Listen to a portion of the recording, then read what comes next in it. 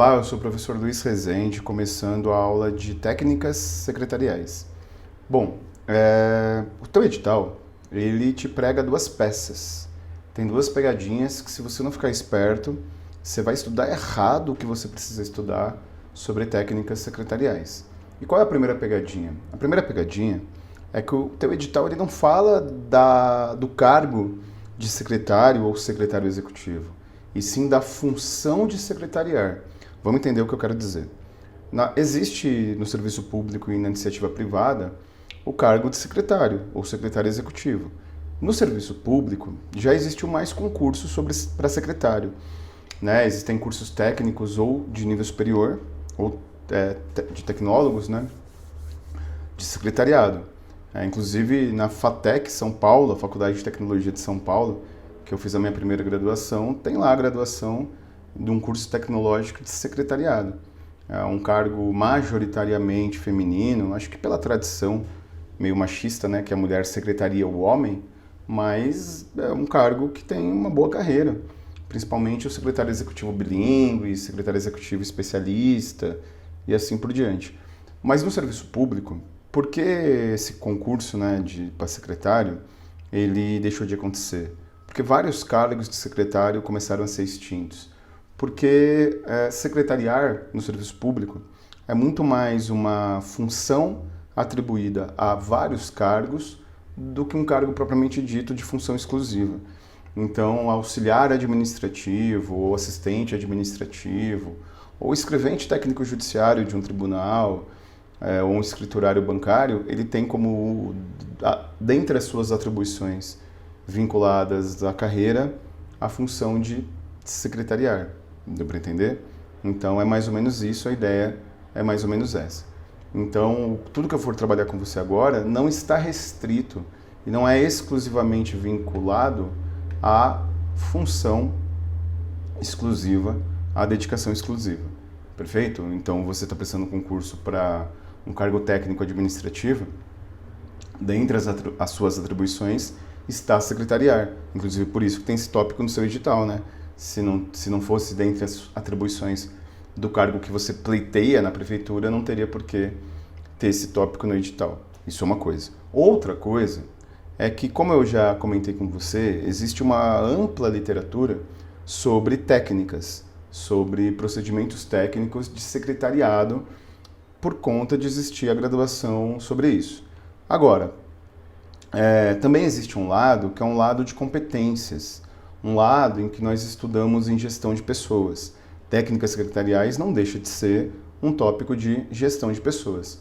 Então, existe a parte técnica, que é como organizar uma reunião, como realizar a ata de uma reunião, local de uma reunião, que são temas que vão cair no seu edital, mas também existe uma parte, digamos, que é uma parte de competências, e isso também a gente tem visto que tem sido explorado em prova, e eu vou começar sobre isso. Eu vou começar trabalhando essa parte que eu pontuei agora sobre competências necessárias para alguém, secretário ou não, poder secretariar uma reunião. Perfeito? Então vamos lá. Vamos começar a pontuar. Já estou em outra tela aqui, deixa eu só voltar algumas telas aqui.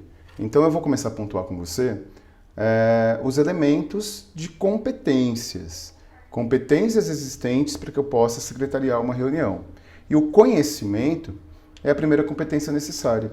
Eu vou pontuar os três e depois eu desenvolvo com você, que eu acho que fica melhor, fica mais fácil. Como eu disse, o conhecimento, ele é sempre advindo do treinamento, ele é sempre advindo de um diploma. A forma de você comprovar um conhecimento é com certificado, com o diploma.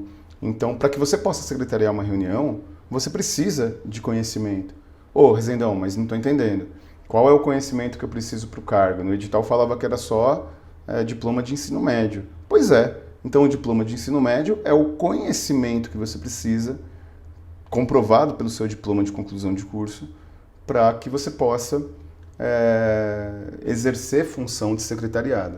Perfeito? Como eu comentei, existem cursos técnicos ou cursos de tecnólogo ou ensino superior regular de secretariado. Então, o conhecimento técnico é uma das necessidades. Já a habilidade é diferente. A habilidade vem da sua história de vida, vem da sua experiência profissional, como eu pontuo aqui, são aquelas adquiridas através da experiência anterior, né, e da especialização em determinada área, mas que não foram fruto de treinamento ou qualificação profissional. Então, na verdade, a habilidade é empírica, a habilidade ela é tácita, ela vem da sua experiência prática, vem da sua história de vida, vem da sua bagagem, digamos assim. E a atitude. A atitude é postura.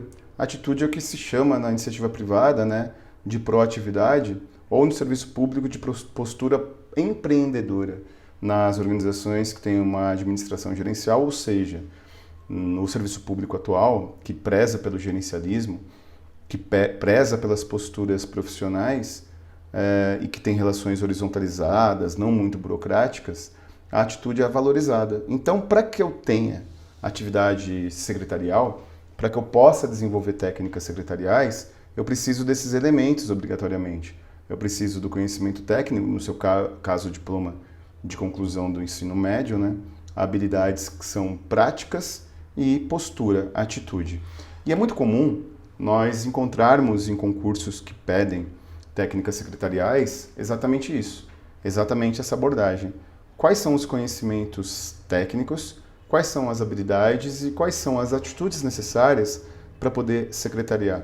Você concorda comigo que se a sua função em uma reunião for secretariá-la, você precisa de postura, você precisa de atitude, até porque é você que vai controlar tecnicamente essa reunião. Então, qual o mapinha mental para você não se esquecer na hora da prova? O conhecimento, ele é advindo do treinamento. O conhecimento, ele é técnico. Já a habilidade, ela é a experiência prática. A habilidade, ela é empírica. A habilidade, ela vem do dia a dia. E a atitude, que é a postura. Perfeito? Eu não consigo comprovar tecnicamente minha habilidade. Eu consigo comprovar tecnicamente o meu conhecimento, através do diploma, do certificado, do curso que eu fiz, da alimentação técnica que eu tive. Já a habilidade é a prática, no caso do professor é a didática, né? Nenhum curso de pedagogia, nenhuma graduação que faça o professor lecionar, estou falando do professor de carreira, né? Ele não consegue comprovar a didática a não ser na prática, a não ser numa prova prática, a não ser numa banca que ele vai realizar uma aula teste. E atitude também eu não posso comprovar documentalmente, porque tem a ver com postura, tem a ver com desenvoltura, tem a ver com comportamento pessoal, perfeito? Então, dito isso, eu vou começar a trabalhar com você a outra parte, a parte que eu pontuei que era técnica, aquela parte que diz sobre organização de reuniões. No teu edital, está claramente lá organização de reuniões. E aqui, né, tem um texto técnico, né, um texto que eu tirei do serviço público, que está aí no seu material, é evidente, que pontua algumas coisas que são abordadas em prova. O que deve ser feito, o que deve se fazer para organizar uma reunião eficiente. E o que é uma reunião eficiente? É quando os recursos utilizados para essa reunião, o tempo da reunião, as pessoas que estão na reunião e os recursos materiais da reunião atendem ao objetivo dela. Então, vamos imaginar uma reunião em que você preveja 2 horas de duração e tem 4 pontos de pauta. E ao final das 2 horas você só cumpriu 1 ponto de pauta. Ela não foi eficiente. O tempo destinado não atendeu ao resultado pleiteado. E se você organizou uma reunião para que ela durasse 2 horas e em 40 minutos você resolveu tudo? Também não foi eficiente. Como assim? Porque se eu marco uma reunião para ela durar 2 horas e ela dura 40 minutos, é bom, né? Porque as pessoas vão embora mais rápido da reunião. Elas podem produzir o que foi discutido na reunião. Mas deixa eu te falar uma coisa. Imagine a agenda do prefeito da sua cidade. A agenda do prefeito é lotada. Você tem a função de secretariá-lo. Você tem a função de organizar uma reunião. Então você deve planejar a reunião. Você deve prever o tempo da reunião. É evidente que existe uma margem, existe uma flexibilidade. Mas se você planejou uma reunião em 2 horas e ela durou 40 minutos, a reunião ela durou menos do que 40 minutos do tempo previsto. Ou seja, você planejou errado. Ou alguém morreu no meio da reunião. Então, uma reunião eficiente é aquela que dura mais ou menos o tempo previsto, é aquela em que estão as pessoas que deveriam estar e que os recursos materiais são aqueles necessários. Por exemplo, vamos supor que você reserva um computador ou notebook no órgão público para que alguém passe slides no telão durante a reunião. E aí você lá, a equipe técnica monta o telão, a equipe de TI monta o notebook e ninguém solicitou utilizar. Ninguém utiliza isso. Não foi eficiente, porque os recursos destinados não atenderam aos resultados objetivados. Ah, mas não é melhor ter de reserva? Não é assim que funciona. Isso é improviso, né? Então, o melhor é você ter aquilo que você planejou. Então, uma reunião eficiente, como o início do texto pontua, é aquela que tem o tempo, que tem os recursos materiais e aquela que tem as pessoas dedicadas à reunião que atendam ao objetivo primário da reunião, que na verdade é a reunião ser realizada propriamente dita. Perfeito? Então vamos lá. Vamos continuar pontuando. A reunião precisa ser necessária, isso é fundamental. A reunião ela tem que precisar de uma justificativa, né? Não é tipo, eu venho do movimento sindical, né? Então no movimento sindical às vezes existe o hábito de você realizar uma reunião para definir como seria a próxima reunião. Então, para o teu concurso, a reunião precisa ser necessária, precisa ter uma justificativa para não reverter em perda de tempo. Qual é o motivo que justifica a reunião? Muitas vezes, algumas chamadas pelo telefone interno resolvem as decisões que são tomadas sem precisar reunir o grupo. O que isso quer dizer? Eu vou lendo o texto, vou trabalhando o texto e eu vou pontuando os elementos mais importantes que você deve agregar porque vão ser abordados na sua prova. Uma reunião, ela só existe quando ela é inevitável. Se ela é evitável através de um e-mail, ainda mais hoje em dia, né, com os recursos tecnológicos, WhatsApp, Skype, Zoom e assim por diante, né? Então uma reunião, apesar que no Zoom também se faz reunião. Então essa reunião é convocada apenas e tão somente quando necessário. Ainda mais numa situação de pandemia, né? Ainda mais numa situação em que o mundo não superou toda a situação criada no primeiro semestre de 2020 por conta do Covid-19, da pandemia e de todas as consequências da pandemia. Então uma reunião ela é o último recurso, né? Então se você pode resolver num telefonema, se você pode resolver num memorando, se você pode resolver numa circular, se você pode resolver numa ligação telefônica, a reunião não deve ser realizada. Marcá-la de acordo com a disponibilidade de horário da maioria dos seus participantes, ou seja, a reunião, quando ela é inevitável, ela precisa ser viável, né? Então, muitas vezes, eu que faço muita reunião no AlphaCom, muita reunião em empresa que eu sou sócio, muita reunião nos anos e anos que eu fui servidor público, né? Nos 13 anos que eu fui servidor público e dirigente sindical no serviço público, muitas vezes você marca uma reunião pela urgência, mas que na verdade ela se torna inviável porque a maioria dos participantes não está disponível para aquela reunião. E quando se trata do serviço público, isso é importante porque você tem o quórum, né? E essa questão do quórum é fundamental. Por que todos os órgãos colegiados do judiciário, para ficar num exemplo, são ímpares? Porque são 11 juízes do Supremo. Porque os colegiados de primeira e segunda instância, de segunda instância do judiciário, são 3. Justamente porque você não pode dar empate e você precisa do quórum, né? Então imagine que se qualquer pessoa decidisse realizar uma reunião por si só e decidisse. Então existe o quórum mínimo, que na maioria das vezes é 50% mais 1, e existe, portanto, a aferição da disponibilidade do participante, inclusive com confirmação. O horário biológico também conta. Sair da mesa de almoço direto para a reunião, isso é errado. Desprezar a meia hora em que o processo digestivo provoca sonolência. Então, isso é importante porque uma reunião ela deve prever que ela é realizada por seres humanos. E uma reunião ela deve prever, portanto, os horários de almoço, café da manhã, jantar e limite, né, para que uma pessoa fique sentada em reunião. Se a urgência na discussão de um tema justifica uma reunião no final da tarde de sexta-feira, quando a atenção da maioria voltada está para o fim de semana. Então, por exemplo, né, uma reunião à noite, ela só deve ser, fora do horário de expediente normal do mercado, só deve ser convocada quando ela é inevitável.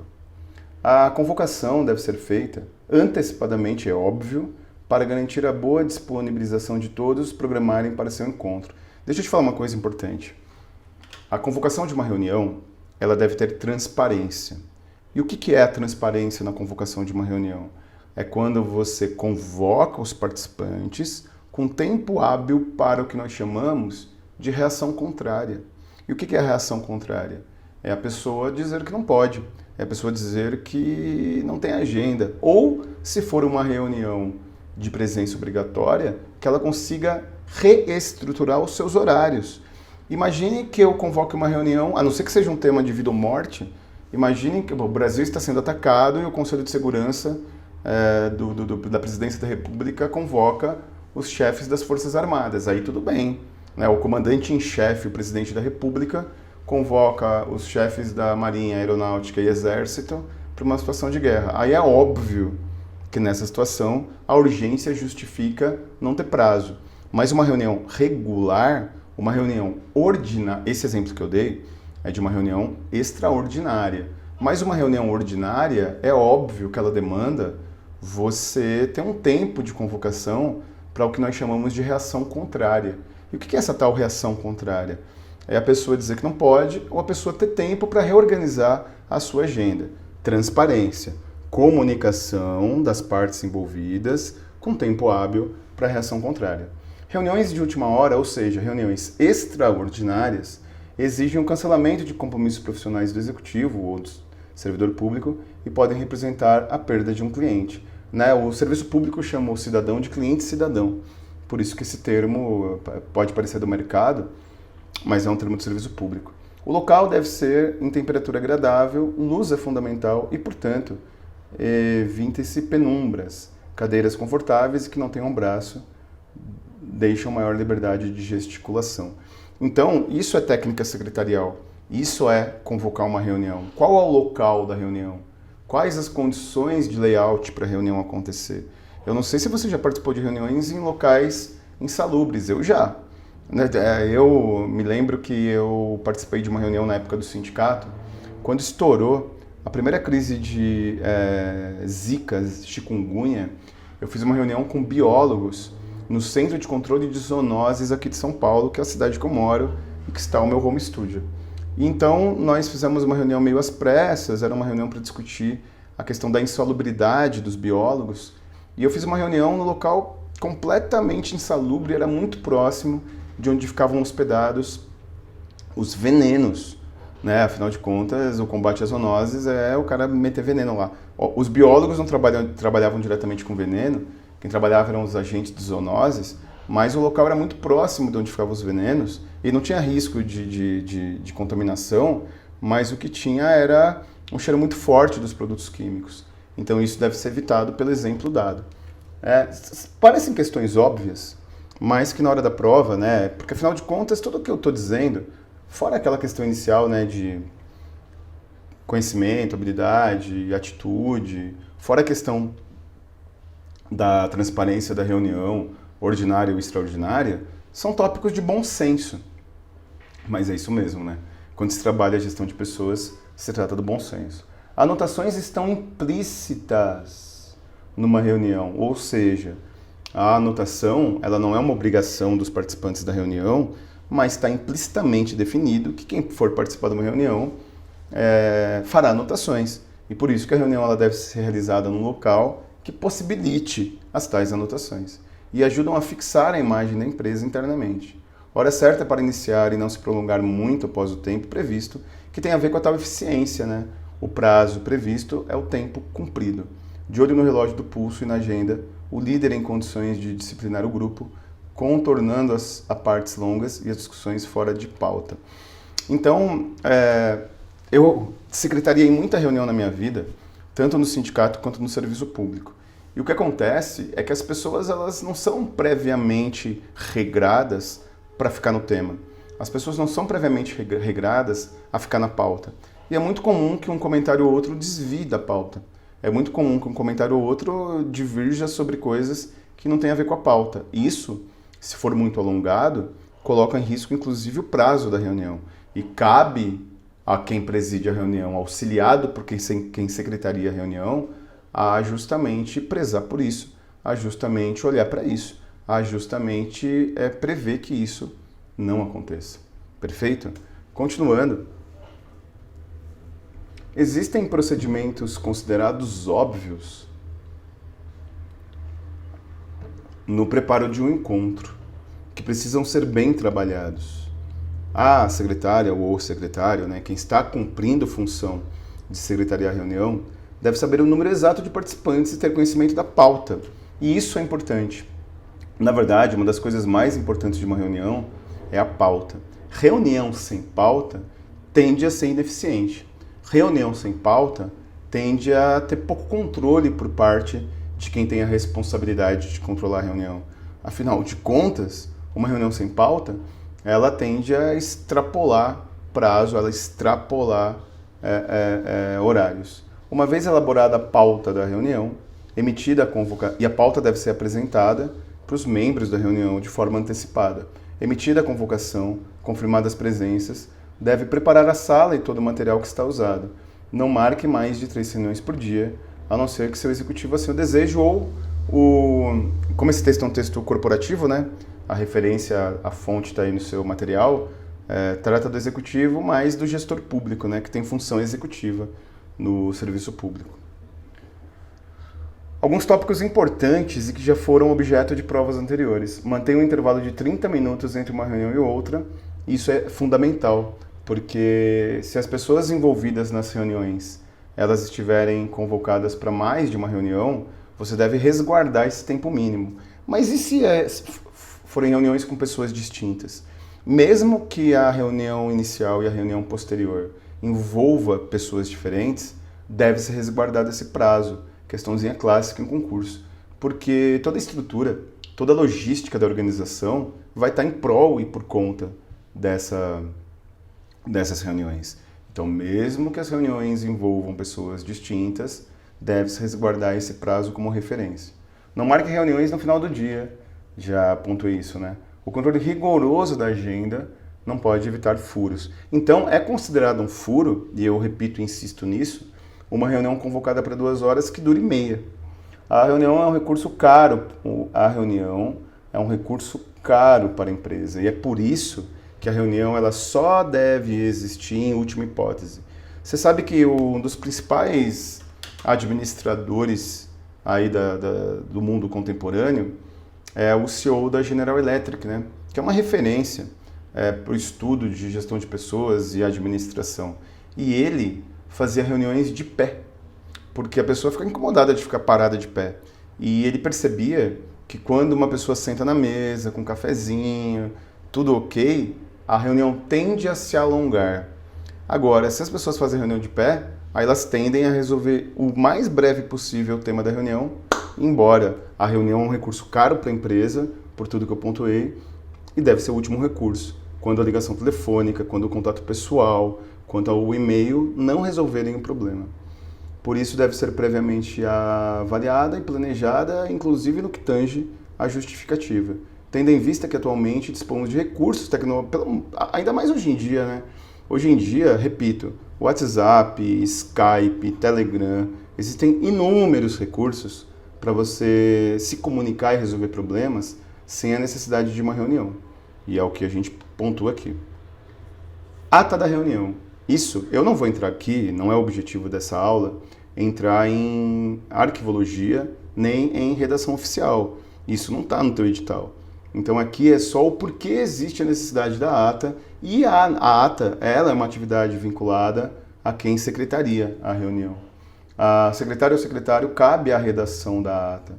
Então é uma função de quem secretaria, anotar todas as discussões de forma resumida. A ata é um resumo escrito de que se disse ou se fez na reunião. É um relatório. Alguns procedimentos básicos da ata são anotar o assunto, o motivo da reunião e aquilo que foi discutido de forma essencial e que deve ser objeto de registro. As decisões e conclusões em nome dos participantes. A ata é assinada por todos os participantes, em alguns casos. Na verdade, isso é meio padrão, é meio padrão quem preside a reunião e quem secretaria a reunião assinarem. Quem preside na função de autoridade daquela reunião e quem secretaria para aferir a autenticidade do que foi escrito. E a ata deve ter referência de prazo cronológica, né? Com dia, mês, ano e hora da reunião. Então, tome cuidado, como eu pontuei para você, não vai cair na sua prova como se elabora uma ata. Não vai cair na prova qual a estrutura da ata.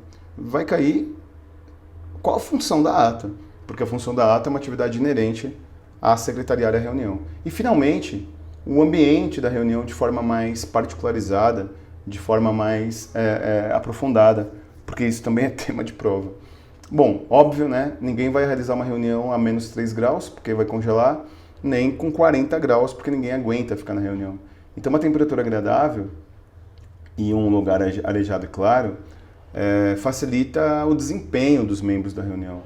É igual a aula, né? Se o meu estúdio aqui ele fosse muito quente ou muito frio, eu não conseguiria ter plenas condições de lecionar para você, de gravar essa aula para você. E existem os materiais. Tome cuidado, o teu edital não fala de gestão de recursos materiais. Então não devemos aprofundar além do básico. Blocos de papel, lápis, caneta, borracha, clipe, para todos os participantes e, se for necessário, recursos tecnológicos, né? Projetor, gravador, quadro, pincel, flipchart e assim por diante. Deixa eu pontuar uma coisa sobre materiais. Hoje em dia, é muito comum uma reunião as pessoas levarem seu tablet, seu notebook, para anotar pessoalmente aquilo que é feito da reunião. A não ser em casos excepcionais, não cabe ao secretário garantir esse recurso auxiliar caso não seja necessário para a reunião. Então, o que eu vou dizer? Se a reunião for para apresentar mapas hidrográficos, e se esses mapas hidrográficos forem apresentados no projetor, então cabe ao secretário garantir que tem um notebook preparado com os recursos e o projetor. Agora, se não for fundamental e necessário, o secretário não deve garantir isso, e sim garantir apenas que você tenha acesso à energia elétrica para que quem quiser utilizar o computador utilize. Cuidado com isso. Muita reunião por aí, as pessoas ficam bravas porque não tem um computadorzinho para ela anotar o que ela quer da reunião. Mas se a reunião não tiver isso como necessidade fundamental, ou computador, é função de cada participante. Estabeleça uma rotina para servir água, refrigerante, café, de modo a não prejudicar a reunião. Afinal de contas, não é um jantar, não é um encontro social, e sim uma reunião de trabalho. Então, nunca as questões fisiológicas devem nortear a reunião no que tange a alimentação. Se não houver nenhuma solicitação, esse serviço se dá após, no mínimo, 30 minutos de reunião. Isso é uma regra importante de secretariado, né? Se ninguém solicita água ou café, o tempo mínimo para que seja servido é de 30 minutos. Não interrompa para anunciar visitas, telefonemas, colher assinaturas e assim por diante. Eu queria concluir com isso. Muitas vezes, o secretário, ele no desenvolvimento da reunião, percebe alguma necessidade. Ou uma necessidade de coleta de assinatura, ou uma necessidade de dados em particular. Por exemplo, eu participo da reunião e digo, eu preciso que vocês peguem o meu endereço para tal atividade. O secretário não vai no meio da reunião solicitar tal endereço. Isso é sempre realizado ao final da reunião. Deu para entender? Então, como eu pontuei para você, tudo isso parte muito do bom senso. Existem elementos técnicos que eu trabalhei com você, mas muito parte do bom senso. Então, na sua prova, lembre de todas essas regrinhas para organizar a reunião, e isso não vai ser o principal problema da sua prova. Se preocupa com gramática, com crase, com coisas mais técnicas que vão cair na sua prova, porque técnicas secretariais, como eu disse, é muito daquilo que a gente espera no mínimo de postura de quem organiza uma reunião. Muito obrigado pela sua presença na aula, pela sua paciência em assistir minha aula até o final. Força e honra. Estou com você até a sua aprovação.